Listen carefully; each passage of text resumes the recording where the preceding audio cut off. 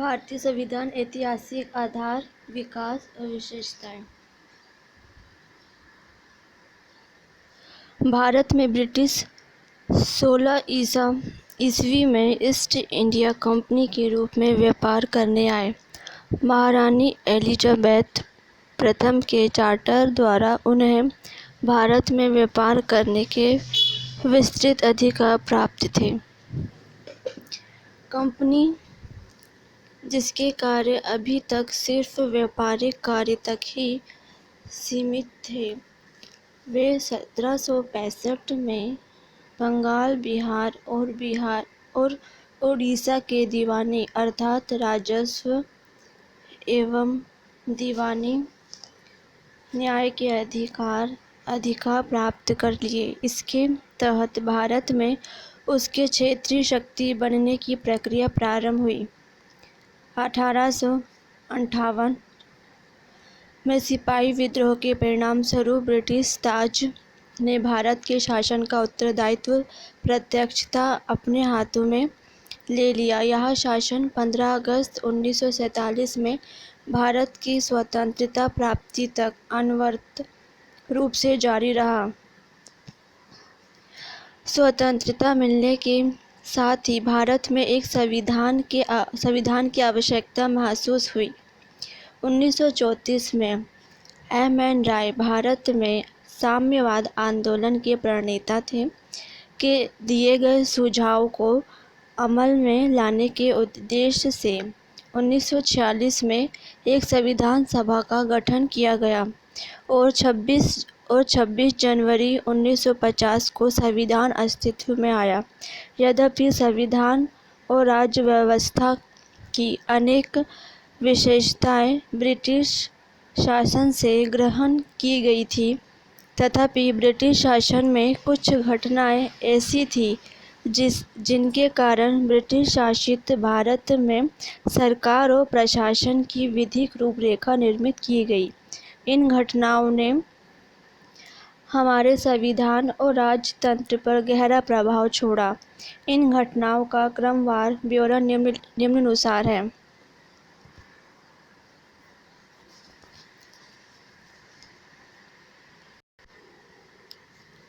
Company का शासन 1773 से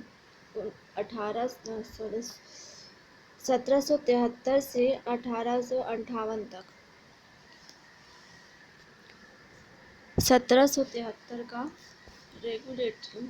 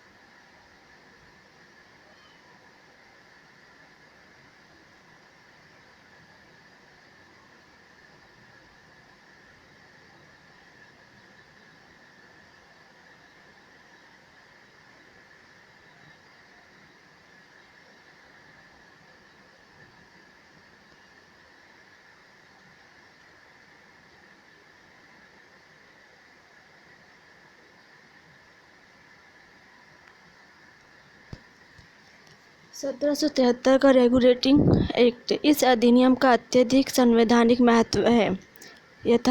भारत में ईस्ट इंडिया कंपनी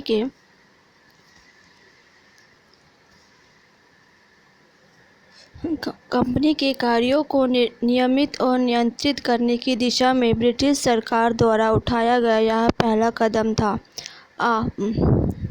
अब इसके द्वारा पहली बार कंपनी के प्रशासनिक और राजनीतिक कार्यों को मान्यता मिली एवं इसके द्वारा भारत में केंद्रीय प्रशासन की नींव रखी गई। इस अधिनियम की प्रमुख विशेषताएं। पहला है, इस अधिनियम द्वारा बंगाल के गवर्नर को बंगाल का गवर्नर जनरल पद नाम दिया गया। एवं उसकी सहायता के लिए एक 4 सदस्यीय कार्यकारी परिषद का गठन किया गया। उल्लेखनीय है कि ऐसे पहले गवर्नर लॉर्ड वारन हेस्टिंग थे। दूसरा, इसके द्वारा मद्रास एवं बम्बई के गवर्नर बंगाल के गवर्नर जनरल के अधीन हो गए, जबकि पहले सभी प्रेसिडेंसियों के गवर्नर एक दूसरे से अलग थे। तीसरा, अधिनियम के अंतर्गत कलकत्ता में 1774 में एक उच्चतम न्यायालय की स्थापना की गई, जिसमें मुख्य न्यायाधीश और 3 अन्य न्यायाधीश थे। चौथा, इसके तहत कंपनी के कर्मचारी को निजी व्यापार करने और भारतीय लोगों से उपहार व रिश्वत लेना प्रतिबंधित कर दिया गया। पांचवा, इस अधिनियम के द्वारा ब्रिटिश सरकार का कोर्ट ऑफ डायरेक्टर मतलब कंपनी की गवर्निंग बॉडी के माध्यम से कंपनी पर नियंत्रित सशक्त हो गया। इसे भारत में इसके राजस्व, नागरिक और सैन्य मामलों की जानकारी ब्रिटिश सरकार को देना आवश्यक कर दिया गया। नेक्स्ट,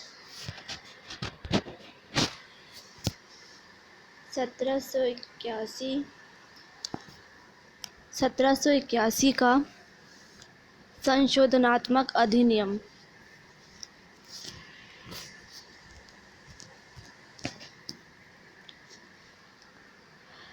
यह संशोधन अधिनियम 1773 के रेगुलेटिंग एक्ट की विसंगतियों को दूर करने के लिए लाया गया।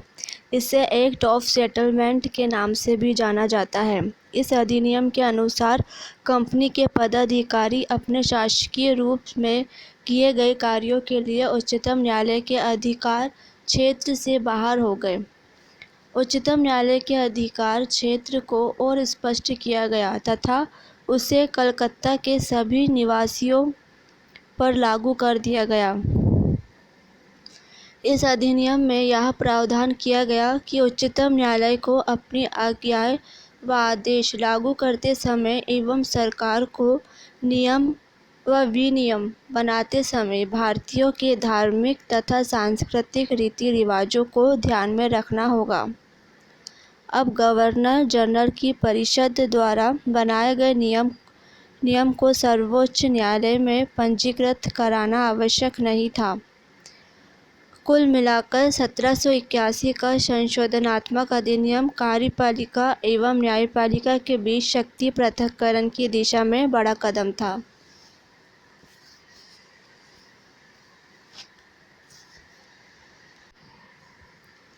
नेक्स्ट, 1784 का Pitt's India act. Regulating act 1773 की कमियों को दूर करने के लिए ब्रिटिश संसद ने एक संशोधित अधिनियम 1781 में पारित किया, जिसे एक्ट ऑफ सेटलमेंट के नाम से भी जाना जाता है। इसके बाद एक अन्य महत्वपूर्ण अधिनियम पिट्स इंडिया एक्ट 1784 में अस्तित्व में आया।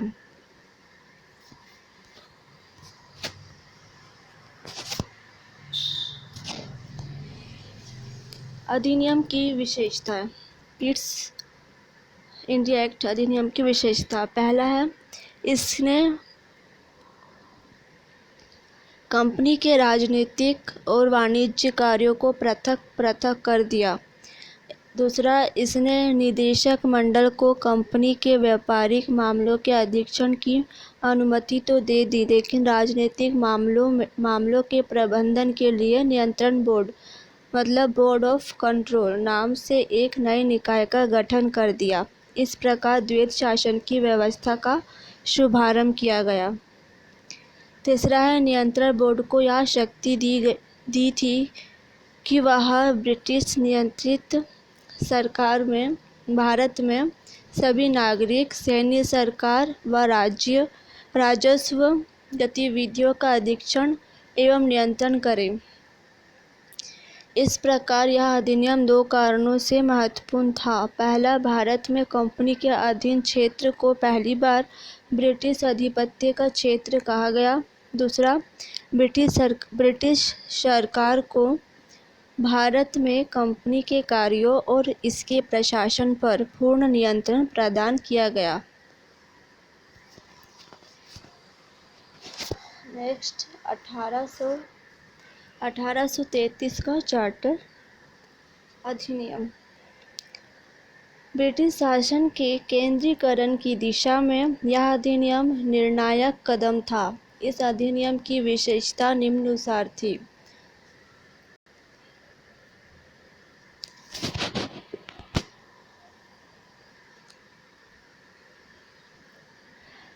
पहला, इसने बंगाल के गवर्नर जनरल को भारत का गवर्नर जनरल बना दिया, जिसमें सभी नागरिक और सैन्य शक्तियां निहित थी। इस प्रकार इस अधिनियम ने पहली बार एक ऐसी सरकार का निर्माण किया जिसका ब्रिटिश कब्जे वाले संपूर्ण भारतीय क्षेत्र पर पूर्ण नियंत्रण था। लॉर्ड विलियम बेंटिक भारत के प्रथम गवर्नर जनरल थे। इसने मद्रास और बम्बई के गवर्नरों को विधायिका संबंधित शक्ति से वंचित कर दिया। भारत के गवर्नर जनरल को पूरे ब्रिटिश भारत में विधायिका के असीमित अधिकार प्रदान कर दिए गए। इसके अंतर्गत पहले बनाए गए कानून को नियामक कानून कहा गया और नए कानून के तहत बने कानून को एक्ट या अधिनियम कहा गया। तीसरा, ईस्ट इंडिया कंपनी की एक व्यापारिक निकाय के रूप में की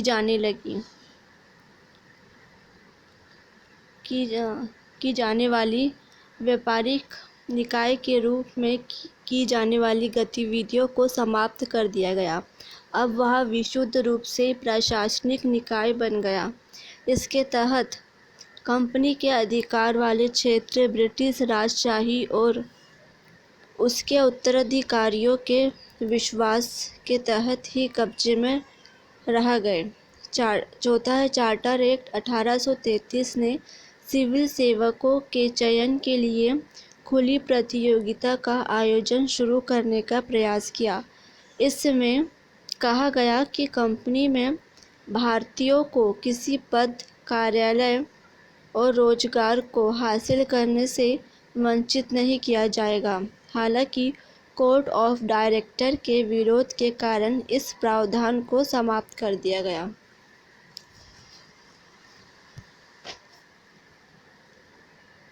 अठारह सौ तिरपन का चार्टर अधिनियम। 1793 से 1853 के दौरान ब्रिटिश संसद द्वारा पारित किए गए चार्टर अधिनियम की श्रृंखला में यह अंतिम अधिनियम था। संवैधानिक विकास की दृष्टि से यह अधिनियम एक महत्वपूर्ण अधिनियम था। इस अधिनियम की विशेषताएं।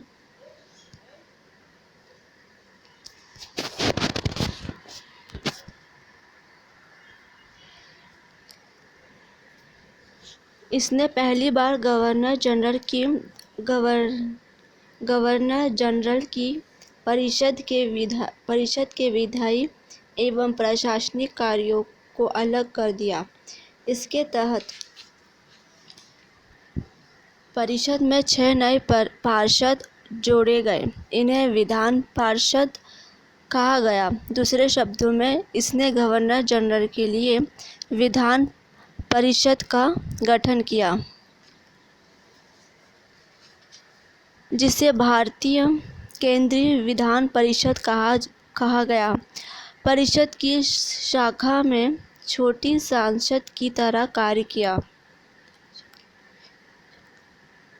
इसमें वही प्रक्रियाएं अपनाई गई जो ब्रिटिश संसद में अपनाई जाती थी। इस प्रकार विधायिका को पहली बार सरकार ने विशेष कार्य के रूप में जाना गया। सरकार के विशेष कार्य के रूप में जाना गया, जिसके लिए विशेष मशीनरी और प्रक्रिया की जरूरत थी। दूसरा, इसने सिविल सेवकों की भर्ती एवं चयन हेतु खुली प्रतियोगिता व्यवस्था का शुभारंभ किया। इस प्रकार ब्रिटिश सिविल सेवा भारतीय नागरिकों के लिए भी खोल दी गई और इसके लिए 1854 में भारतीय सिविल सेवा के संबंध में मैकाले समिति की नियुक्ति की। तीसरा, इसने कंपनी के शासन को विस्तारित कर दिया और भारतीय क्षेत्र को इंग्लैंड राजशाही के विश्वास के तहत कब्जे में रखने का अधिकार दिया, लेकिन पूर्ण अधिनियमों के विपरीत इसमें किसी निश्चित समय का निर्धारण नहीं किया गया था। इसमें स्पष्ट था कि संसद द्वारा कंपनी का शासन किसी भी समय समाप्त किया जा सकता था। चौथा, इसमें प्रथम बार भारतीय केंद्रीय विधान परिषद में स्थानीय प्रतिनिधित्व प्रारंभ किया।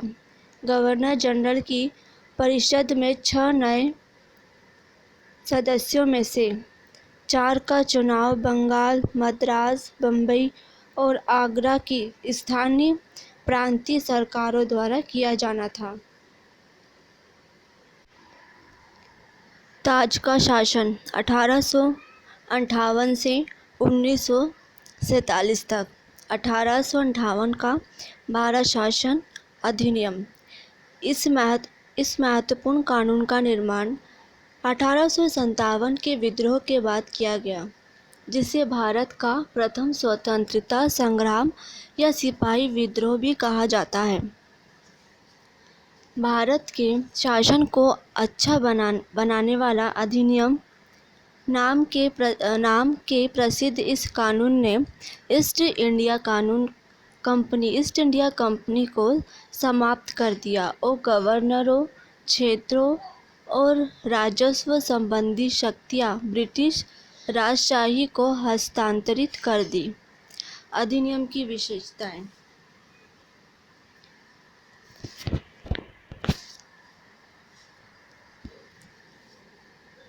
अधिनियम की महत्वपूर्ण विशेषताएं। इसमें पहला, इसके तहत भारत का शासन सीधे महारानी विक्टोरिया के अधीन चला गया। गवर्नर जनरल का पद नाम बदलकर भारत का वायसराय कर दिया गया। वह वायसराय भारत में ब्रिटिश ताज का प्रत्यक्ष प्रतिनिधि बन गया। लॉर्ड कैनिंग भारत के प्रथम वायसराय बने। लॉर्ड कैनिंग भारत के प्रथम वायसराय बने। दूसरा है, इस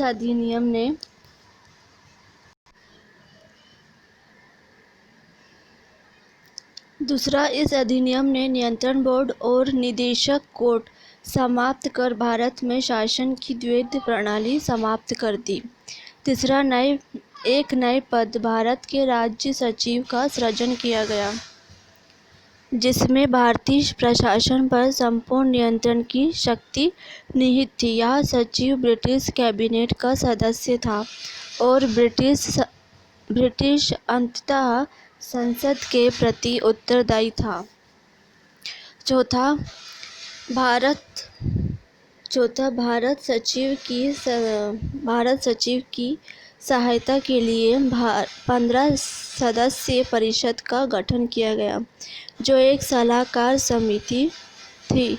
परिषद का अध्यक्ष भारत सचिव को बनाया गया। पांचवा, इस कानून के तहत भारत सचिव की परिषद का गठन किया गया, जो एक निगमित निकाय थी और जिसे भारत और इंग्लैंड में मुकदमा करने का अधिकार था।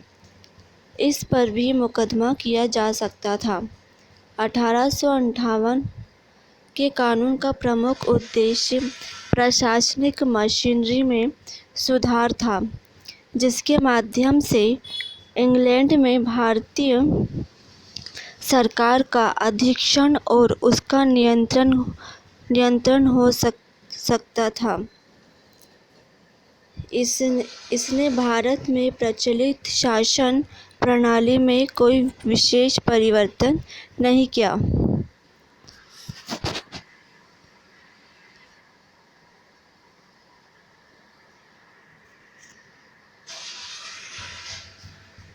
1861, 1892 और 1909 के भारत परिषद अधिनियम महत्वपूर्ण अधिनियम है। 1857 की महान क्रांति के बाद ब्रिटिश सरकार ने महसूस किया कि भारत में शासन चलाने के लिए भारतीयों का सहयोग लेना आवश्यक है। इस सहयोग नीति के तहत ब्रिटिश संसद ने 1861, 1892 और 1909 में 3 नए अधिनियम पारित किए। 1861 का भारत परिषद अधिनियम भारतीय संवैधानिक और राजनीतिक इतिहास में एक महत्वपूर्ण अधिनियम था।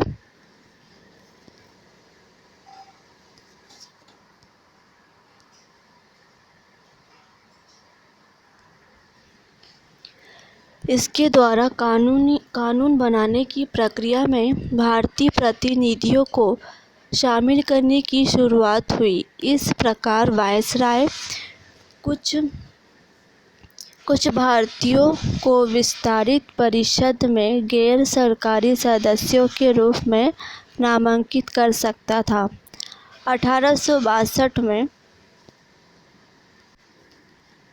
1862 में लॉर्ड कैनिंग ने 3 भारतीयों बनारस के राजा, पटियाला के महाराजा और सर दिनकर राव को विधान परिषद में मनोनीत किया।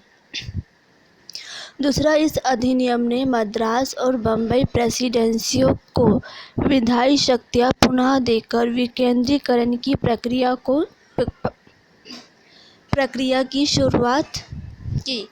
इस प्रकार इस अधिनियम ने रेगुलेटिंग एक्ट 1773 द्वारा शुरू हुई केंद्रीकरण की प्रवृत्ति को उलट दिया और 1833 के चार्टर अधिनियम के साथ ही अपने चरम पर पहुंच गया। इस विधायी विकास की नीति के कारण 1937 तक प्रांतों को संपूर्ण आंतरिक स्वायत्तता हासिल हो गई। तीसरा, बंगाल, उत्तर पश्चिम सीमा प्रांत और पंजाब में क्रमशः 1862, 1866 और 1897 में विधान परिषदों का गठन हुआ। चौथा, इसमें वायसराय को परिषद में कार्य संचालन के लिए अधिक नियम और आदेश बनाने की शक्तियां प्रदान की। इसने लॉर्ड कैनिंग द्वारा 1859 में प्रारंभ की गई पोर्टफोलियो प्रणाली को भी मान्यता दी। इसके अंतर्गत वायसराय की परिषद का एक सदस्य एक या अधिक सरकारी विभागों का प्रभारी बनाया जा सकता था तथा उसे इस विभाग में काउंसिल की ओर से अंतिम आदेश पारित करने का अधिकार था। पांचवा, इसने वायसराय को आपातकाल में बिना काउंसिल की संस्तुति में अध्यादेश जारी करने के लिए अधिकृत किया। ऐसे अध्यादेश की अवधि मात्र 6 माह होती थी। नेक्स्ट है 1892 के अधिनियम की विशेषताएं। पहला, इसके माध्यम से केंद्रीय और प्रांतीय विधान परिषद में अतिरिक्त गैर सरकारी सदस्यों की संख्या बढ़ाई गई। हालांकि बहुमत सरकारी सदस्यों का ही रहता था। दूसरा, इसने विधान परिषदों के कार्यों में वृद्धि कर उन्हें बजट पर बहस करने और कार्यपालिका के प्रश्नों का उत्तर देने के लिए अधिकृत किया। तीसरा, इसमें केंद्रीय विधान परिषद और बंगाल चैम्बर्स और चैम्बर्स ऑफ कॉमर्स में गैर सरकारी सदस्यों के नामांकन के लिए वायसराय की शक्तियों का प्रावधान था।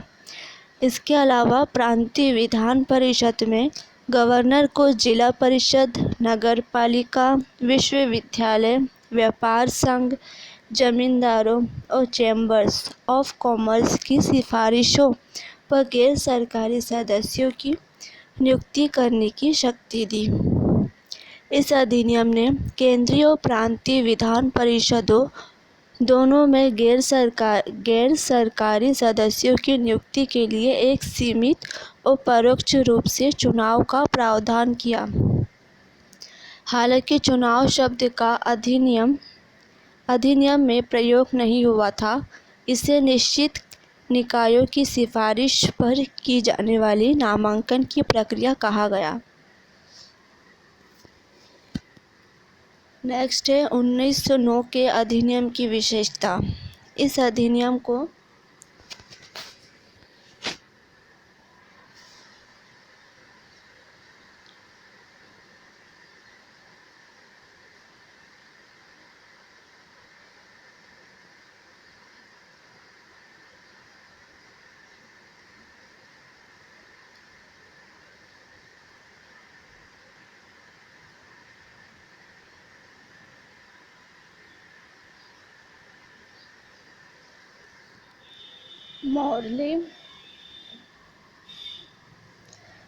मार्ले मिंटो सुधार के नाम से भी जाना जाता है। उस समय लॉर्ड मार्ले इंग्लैंड में भारत के राज्य सचिव थे और लॉर्ड मिंटो भारत में वायसराय थे।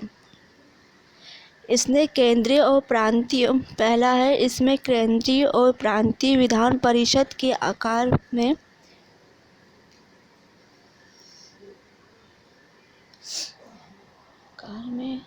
काफ़ी वृद्धि की। केंद्रीय परिषद में इनकी संख्या 16 से 60 हो गई। प्रांतीय विधान परिषद में इनकी संख्या एक समान नहीं थी। दूसरा, इसने केंद्रीय परिषद में सरकारी बहुमत को बनाए रखा, लेकिन प्रांतीय परिषदों में गैर सरकारी सदस्यों के बहुमत की अनुमति थी। तीसरा, इसने दोनों स्तरों पर विधान परिषद के चर्चा कार्यों का दायरा बढ़ाया। उदाहरण के तौर पर अनुपूरक प्रश्न पूछना, बजट पर संकल्प रखना आदि। चौथा, अधिनियम के अंतर्गत पहली बार किसी भारतीय को वायसराय और गवर्नर की कार्य परिषद के साथ एसोसिएशन बनाने का प्रावधान किया गया। सत्येंद्र प्रसाद सिन्हा वायसराय की कार्यपालिका परिषद के प्रथम भारतीय सदस्य बने। उन्हें विधि सदस्य बनाया गया था। पांचवा, इस अधिनियम ने पृथक निर्वाचन के आधार पर मुसलमानों के लिए सांप्रदायिक प्रतिनिधित्व का प्रावधान किया। इसके अंतर्गत मुस्लिम सदस्यों का चुनाव मुस्लिम मतदाता ही कर सकते थे। इस प्रकार इस अधिनियम ने सांप्रदायिकता को वैधानिकता प्रदान की और लॉर्ड मिंटो को सांप्रदायिक निर्वाचन के जनक के रूप में जाना गया। छठवां, इसने presidency, corporation, chambers of commerce, विश्वविद्यालयों और जमींदारों के लिए अलग प्रतिनिधित्व का प्रावधान भी किया।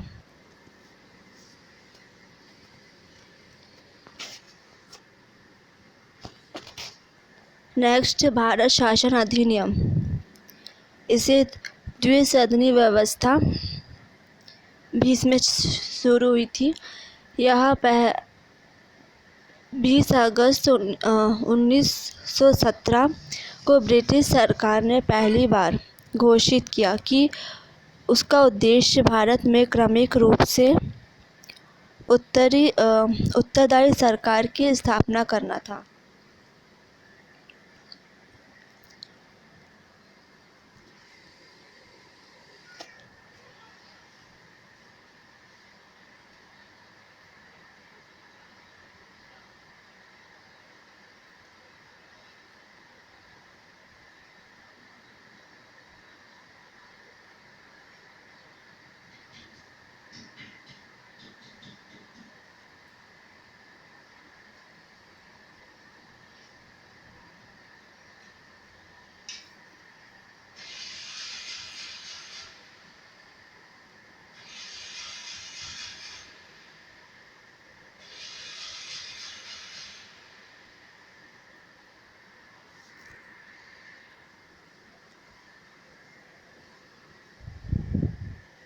कि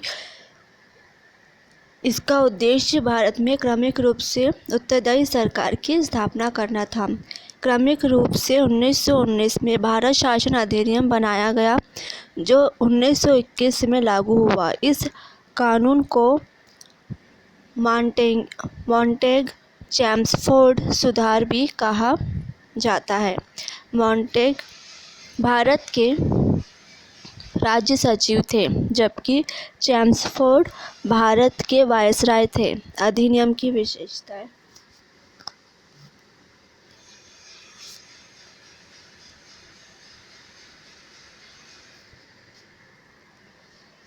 पहला, केंद्रीय और प्रांतीय विषयों की सूची की पहचान कर एवं उन्हें पृथक कर राज्यों पर केंद्रीय नियंत्रण कर कम किया गया और केंद्रीय और प्रांतीय विधान परिषदों को अपनी सूची के विषयों पर विधान बनाने का अधिकार प्रदान किया गया, लेकिन सरकार का ढांचा केंद्रीय और एकात्मक ही बना रहा। दूसरा, इसने प्रांतीय विषयों को पुनः दो भागों में विभक्त किया, हस्तांतरित और आरक्षित। हस्तांतरित विषयों पर गवर्नर का शासन होता था और इस कार्य में वह उन मंत्रियों की सहायता लेता था जो विधान परिषद के प्रति उत्तरदायी थे। दूसरी ओर, आरक्षित विषयों पर गवर्नर कार्यपालिका परिषद की सहायता से शासन करता था, जो विधान परिषद के प्रति उत्तरदायी नहीं थी। शासन की इस दोहरी व्यवस्था को द्वैध शासन व्यवस्था कहा गया। यूनानी शब्द हाईआर्की से उत्पन्न है यहाँ। हालांकि यह व्यवस्था काफ़ी हद तक असफल ही रही। तीसरा, इस अधिनियम ने पहली बार देश में द्विसदनी व्यवस्था और प्रत्यक्ष निर्वाचन की व्यवस्था आरंभ की।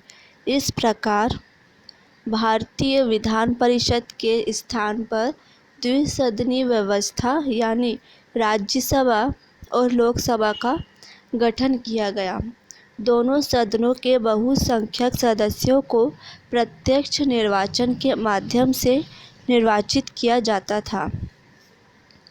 चौथा, इसके अनुसार वायसराय की कार्यकारी परिषद के 6 सदस्यों में से कमांडर इन चीफ को छोड़कर 3 सदस्यों का भारतीय होना आवश्यक था। पांचवा, इसने सांप्रदायिक आधार पर सिखों, भारतीय ईसाइयों, आंग्ल भारतीयों और यूरोपियों के लिए भी पृथक निर्वाचन के सिद्धांतों को विस्तारित कर दिया। छठवां, इस कानून ने संपत्ति कर या शिक्षा के आधार पर सीमित संख्या में लोगों को मताधिकार प्रदान किया। सातवां, इस कानून ने लंदन में भारत के उच्चायुक्त के कार्यालय का सृजन किया और अब तक भारत सचिव द्वारा किए जा रहे कुछ कार्यों को उच्चायुक्त को स्थानांतरित कर दिया गया। आठवां, इसमें एक लोक सेवा आयोग का गठन किया गया। अतः 1926 में सिविल सेवकों की भर्ती के लिए केंद्रीय लोक सेवा आयोग का गठन किया गया। 9वां, इसने पहली बार केंद्रीय बजट को राज्यों के बजट से अलग कर दिया और राज्य विधानसभाओं को अपना बजट स्वयं बनाने के लिए अधिकृत कर दिया। 10वां, इसके अंतर्गत एक संवैधानिक आयोग का गठन किया गया, जिसका कार्य 10 वर्ष बाद जांच करने के बाद अपनी रिपोर्ट प्रस्तुत करना था। साइमन आयोग।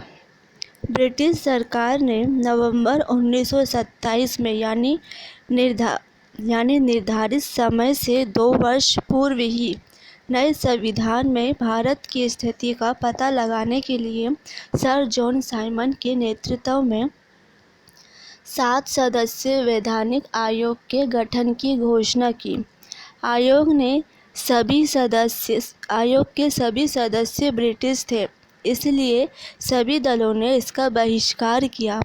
आयोग ने 1930 में अपनी रिपोर्ट पेश की तथा द्वैत शासन प्रणाली, राज्यों में सरकारों का विस्तार, ब्रिटिश भारत के संघ की स्थापना एवं सांप्रदायिक निर्वाचन व्यवस्था को जारी रखने आदि की सिफारिशें की।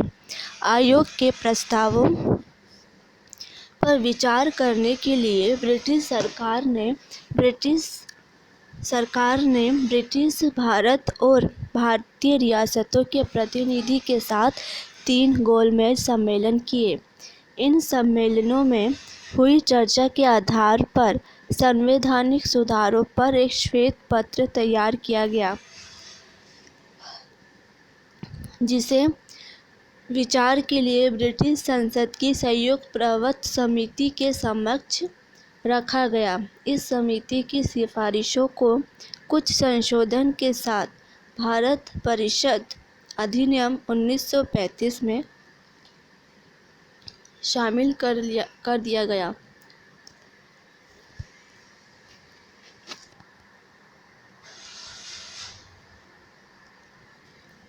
सांप्रदायिक अवार्ड। ब्रिटिश प्रधानमंत्री रैमजे मैकडोनाल्ड ने अगस्त 1932 में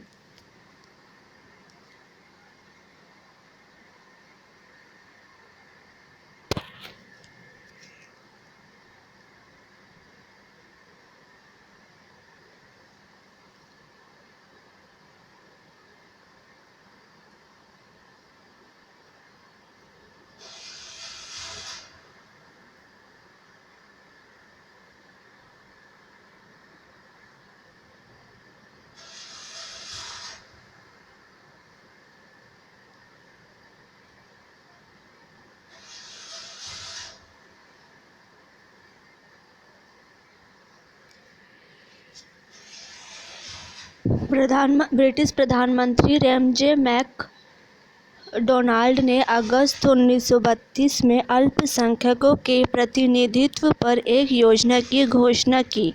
इसे कम्युनल अवार्ड या सांप्रदायिक अवार्ड के नाम से जाना गया। अवार्ड ने न सिर्फ मुसलमानों, सिखों, ईसाई, यूरोपियनों और आंग्ल भारतीयों के लिए अलग निर्वाचन व्यवस्था का विस्तार किया, बल्कि इसे दलितों के लिए भी विस्तारित कर दिया गया। दलितों के लिए अलग निर्वाचन व्यवस्था से गांधी बहुत व्यथित हुए और उन्होंने अवार्ड में संशोधन के लिए पूना की यरवदा जेल में अनशन प्रारंभ कर दिया। अंततः कांग्रेस नेताओं और दलित नेताओं के बीच एक समझौता हुआ, जिसे पूना समझौता के नाम से जाना गया। इसमें संयुक्त हिंदू निर्वाचन व्यवस्था को बनाए रखा गया और दलितों के लिए स्थान भी आरक्षित कर दिए गए।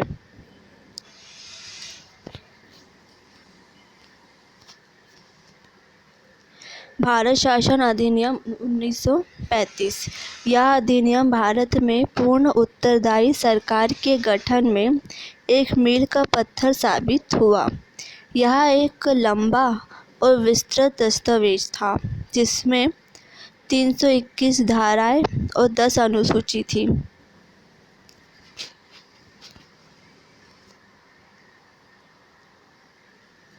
अधिनियम की विशेषताएं।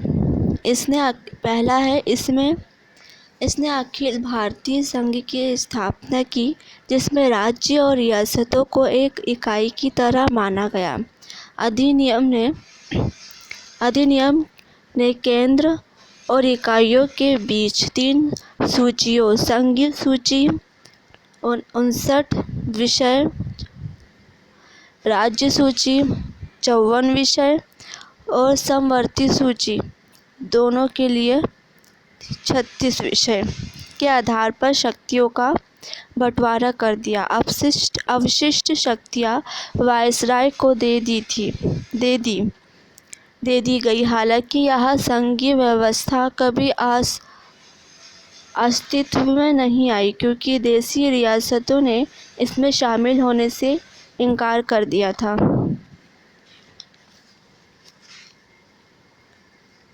दूसरा, इसने प्रांतों में द्वैध शासन व्यवस्था समाप्त कर दी तथा प्रांतीय स्वायत्तता का शुभारंभ किया। राज्यों को अपने दायरे में रहकर स्वायत्त तरीके से 3 पृथक क्षेत्रों में शासन का अधिकार दिया गया। इसके अतिरिक्त अधिनियम ने राज्यों में उत्तरदायी सरकार की स्थापना की, यानी गवर्नर को राज्य विधान परिषदों के लिए उत्तरदायी मंत्रियों की सलाह पर काम करना आवश्यक था। यह व्यवस्था 1937 में शुरू की गई और 1939 में इसे समाप्त कर दिया गया। तीसरा है, इसने केंद्र में द्वैध शासन प्रणाली का शुभारंभ किया। परिणामतः संघीय विषयों को स्थानांतरित और आरक्षित विषयों में विभक्त करना पड़ा। हालांकि यह प्रावधान कभी लागू नहीं हो सका। चौथा, इसके 11 राज्यों में से 6 में द्विसदनी व्यवस्था आरंभ की। इस प्रकार बंगाल, बम्बई, मद्रास, बिहार, संयुक्त प्रांत और असम में द्विसदनी विधान परिषद और विधानसभा बन गई। हालांकि इन पर कई प्रकार के प्रतिबंध थे। पांचवा, इसने दलित जातियों, महिलाओं और मजदूर वर्ग के लिए अलग से निर्वाचन की व्यवस्था कर सांप्रदायिक प्रतिनिधित्व व्यवस्था का विस्तार किया। छठवां, इसने भारत शासन अधिनियम 1858 द्वारा स्थापित भारत परिषद को समाप्त कर दिया। इंग्लैंड में भारत सचिव को सलाहकारों की टीम मिल गई। सातवां, इसने मताधिकार का विस्तार किया। लगभग 10% जनसंख्या को मत का अधिकार मिल गया। आठवां, इसके अंतर्गत देश की मुद्रा साख पर नियंत्रण के लिए भारतीय रिजर्व बैंक की स्थापना की गई। नौवां, इसने न केवल संघीय लोक सेवा आयोग की स्थापना की, बल्कि प्रांतीय सेवा आयोग और 2 या अधिक राज्यों के लिए संयुक्त सेवा आयोग की स्थापना भी की। 10वां, इसके तहत 1937 में संघीय न्यायालय की स्थापना हुई।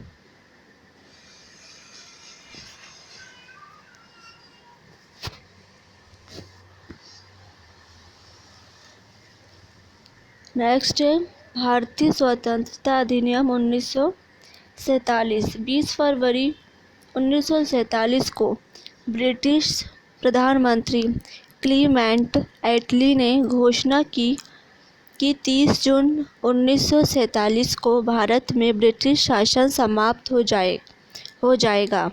इसके बाद सत्ता उत्तरदायी भारतीय हाथों में सौंप दी जाएगी। इस घोषणा पर मुस्लिम लीग ने आंदोलन किया और भारत के विभाजन की बात कही। 3 जून 1947 को ब्रिटिश सरकार ने फिर स्पष्ट किया कि 1946 में गठित संविधान सभा द्वारा बनाया गया संविधान उन क्षेत्रों में लागू नहीं होगा जो इसे स्वीकार नहीं करेंगे। उसी दिन 3 जून 1947 को वायसराय लॉर्ड माउंटबेटन ने विभाजन की योजना पेश की, जिसे माउंटबेटन योजना कहा गया। इस योजना को कांग्रेस और मुस्लिम लीग ने स्वीकार कर लिया।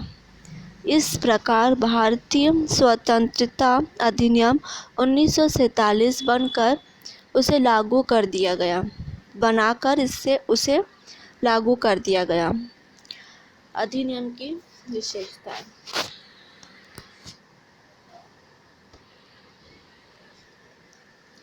पहला, इसने भारत में ब्रिटिश राज समाप्त कर 15 अगस्त 1947 को इसे स्वतंत्र और संप्रभु राष्ट्र घोषित कर दिया। दूसरा, इसने भारत का विभाजन कर 2 स्वतंत्र डोमिनियनों संप्रभु राष्ट्र भारत और पाकिस्तान का सृजन किया, जिन्हें ब्रिटिश राष्ट्रमंडल से अलग होने की स्वतंत्रता थी। तीसरा, इसने वायसराय का पद समाप्त कर दिया और उसके स्थान पर दोनों डोमिनियन राज्यों में गवर्नर जनरल पद का सृजन किया, जिसकी नियुक्ति नए राष्ट्र की कैबिनेट की सिफारिश पर ब्रिटेन के ताज को करनी थी। तो इन पर ब्रिटेन की सरकार का कोई नियंत्रण नहीं होना था। चौथा, इसने दोनों डोमिनियन राज्यों संविधान सभाओं को अपने देशों का संविधान बनाने और उसके लिए किसी भी देश के संविधान को अपनाने की शक्ति दी। सभाओं को यह भी शक्ति थी कि वे किसी भी ब्रिटिश कानून को समाप्त करने के लिए कानून बना सकती थी, यहाँ तक कि उन्हें स्वतंत्रता अधिनियम को भी निरस्त करने का अधिकार था। पांचवा, इसने दोनों डोमिनियन राज्यों की संविधान सभाओं को यह शक्ति प्रदान की कि वे नए संविधान का निर्माण एवं क्रियान्वयन होने तक अपने अपने संबंधित क्षेत्रों के लिए विधान सभा बना सकती थी। 15 अगस्त 1947 के बाद ब्रिटिश संसद में पारित हुआ कोई भी अधिनियम दोनों डोमिनियन पर तब तक लागू नहीं होगा जब तक कि दोनों डोमिनियन एक कानून को मानने के लिए कानून नहीं बना लेते। इस कानून को मानने के लिए कानून नहीं बना लेंगे। छठवां, इस कानून ने ब्रिटेन में भारत सचिव का पद समाप्त कर दिया। इसकी सभी शक्तियां राष्ट्रमंडल मामलों के राज्य सचिव को हस्तांतरित कर दी गई। सातवां, इसने 15 अगस्त 1947 में भारतीय रियासतों पर ब्रिटिश संप्रभुता की समाप्ति की भी घोषणा की। इसके साथ ही आदिवासी क्षेत्र समझौता संबंधों पर भी ब्रिटिश हस्तक्षेप समाप्त हो गया। आठवां, इसने भारतीय रियासतों को यह स्वतंत्रता दी कि वे चाहे तो भारत डोमिनियन या पाकिस्तान डोमिनियन के साथ मिल सकती है या स्वतंत्र रह सकती है। नौवां, इस अधिनियम ने नया संविधान बनाने तक प्रत्येक डोमिनियन में शासन संचालित करने एवं भारत शासन अधिनियम 1935 के तहत उनकी प्रांतीय सभाओं में सरकार चलाने की व्यवस्था की। हालांकि दोनों डोमिनियन राज्यों को इस कानून में सुधार करने का अधिकार था। 10वां, इसने ब्रिटिश शासन को विधेयकों पर मताधिकार इसने ब्रिटिश शासक को विधेयकों पर मताधिकार और उन्हें स्वीकृत करने के अधिकार से वंचित कर दिया, लेकिन ब्रिटिश शासक के नाम पर गवर्नर जनरल को किसी भी विधेयक को स्वीकार करने का अधिकार प्राप्त था। 11 इसके अंतर्गत भारत के गवर्नर जनरल एवं प्रांतीय गवर्नरों को राज्यों का संवैधानिक प्रमुख नियुक्त किया गया। इन्हें सभी मामलों पर राज्यों की मंत्रिपरिषद के परामर्श पर कार्य करना होता था। 12 इसने शाही उपाधि से भारत का सम्राट शब्द समाप्त कर दिया। 13 इसने भारत के राज्य सचिव द्वारा सिविल सेवा में नियुक्तियां करने और पदों में आरक्षण करने की प्रणाली समाप्त कर दी। 15 अगस्त 1947 से पूर्व के सिविल सेवा कर्मचारी को वही सुविधाएं मिलती रही जो उन्हें पहले से प्राप्त थी। 15 अगस्त 1947 की मध्य रात्रि को भारत में ब्रिटिश शासन का अंत हो गया और समस्त शक्तियां दो नए स्वतंत्र डोमिनियनों भारत और पाकिस्तान को स्थानांतरित कर दी गई। लॉर्ड माउंटबेटन नए डोमिनियन भारत के प्रथम गवर्नर जनरल बने। उन्होंने जवाहरलाल नेहरू को भारत के पहले प्रधानमंत्री के रूप में शपथ दिलाई। 1946 में बनी संविधान सभा को स्वतंत्र भारतीय डोमिनियन की संसद के रूप में स्वीकार कर लिया गया।